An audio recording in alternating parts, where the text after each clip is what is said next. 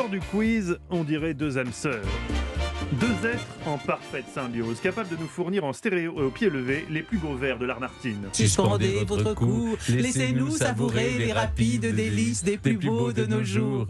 Ok. Nous sommes deux sœurs.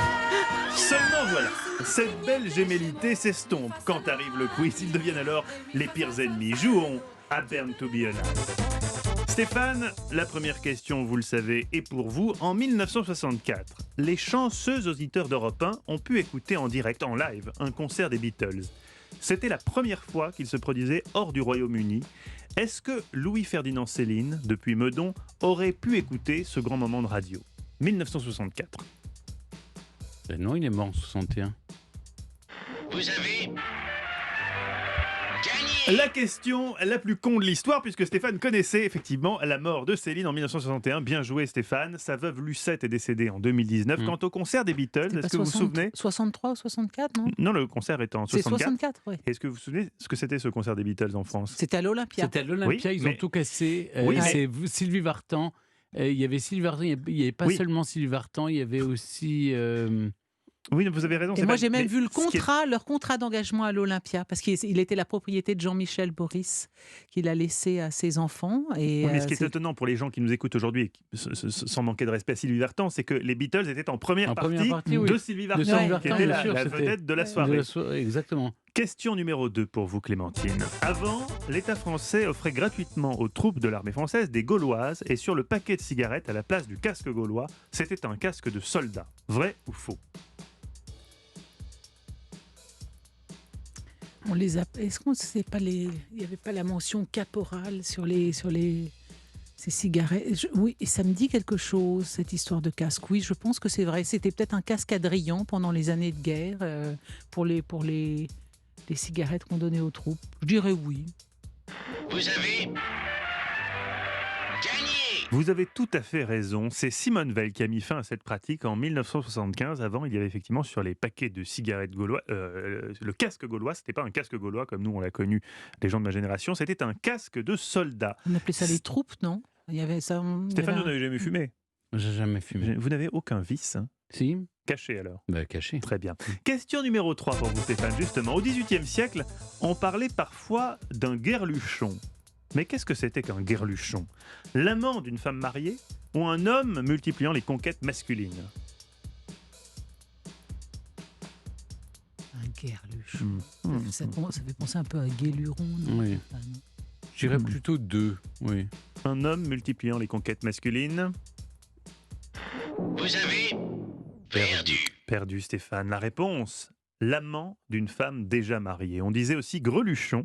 Parfois, on disait qu'on payait les dettes de son guerluchon. C'est un peu l'ancêtre du gigolo. Question numéro 4 pour vous, Clémentine. Alan Pinkerton est un pionnier.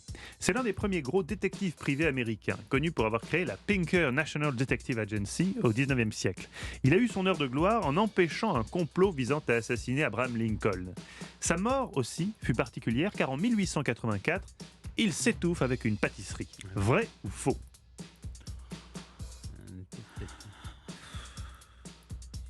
Écoutez, ce gars-là est absolument inconnu au bataillon. S'il n'est pas Non. mort en s'étouffant avec une pâtisserie, il peut... Stéphane dit non. Hein.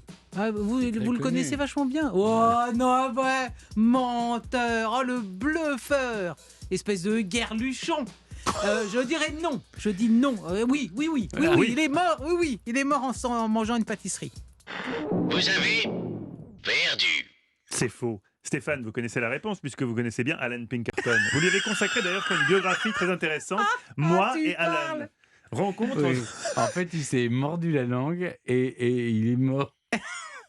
Il est mort comme mal armé Oui. d'un spasme de Oui, la glotte. Il s'est mordu Je la serais à langue. 2 doigts d'octroyer un point bonus à Stéphane, ce que je ne ferai pas, car j'ai envie qu'on ait la question, la 5e question. Il s'est mordu la langue. Ouais, bien Effectivement, sûr. ça s'est transformé en Vous gangrène. avez lu ma biographie, honnêtement.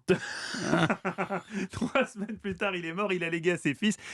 Ses 3 fils, son agence de détective, qui existe toujours, Toujours, figurez-vous, bien sûr, et a été rachetée par des Suédois, mais compte encore plus de 48 000 détectives. Stéphane, vous connaissiez Tu cette connaissais agence. ça. Peut-être vous avez eu recours Bravo, chapeau. au service Bien de sûr, cette agence de détectives privés. Oui, pour débusquer les guerluchons. qui sont nombreux. On va faire le pied de grue devant chez vous. Prendre en photo. Question. Tiens, un garluchon.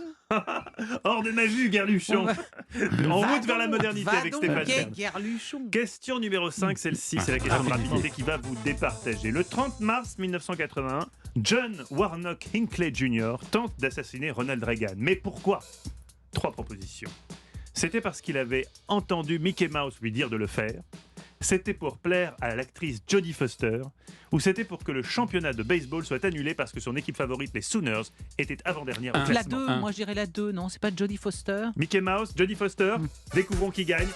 Une victoire de plus pour Clémentine Portier-Kaltenbach. C'est donc, d'après Stéphane Bern, éminent historien, à cause de Mickey Mouse, qui lui aurait passé un coup de fil, que John Warnock Hinckley Jr. aurait tenté d'assassiner Ronald Bah Reagan. oui, mais que voulez-vous, Oui. il fait de l'histoire Mais très non, grande. Oui, mais qu'est-ce qu'il lui Oui. aurait dit ? Qu'est-ce qu'il lui aurait dit ? Je n'aime pas beaucoup ce président, j'aimerais bien que tu le butes. Non mais vos Vas-y, questions dans le John. quiz sont parfois tellement débiles que je me dis je vais gagner si je donne la réponse la plus débile débile. qui soit. Et parfois ça marche. Eh Oui, bien mais non, non, c'était mais là, pour plaire vers à Oui, je me Jodie souvenais de cette Foster, histoire-là, figurez-vous, oui. on peut comprendre, elle avait 18 ans. On avait envie de lui faire plaisir à Plaisir, Jodie. mais oui. Victoire, magnifique victoire Ah, superbe, de Clémentine, qui elle respecte les questions de ce quiz et c'est pour ça qu'elle gagne. Ah.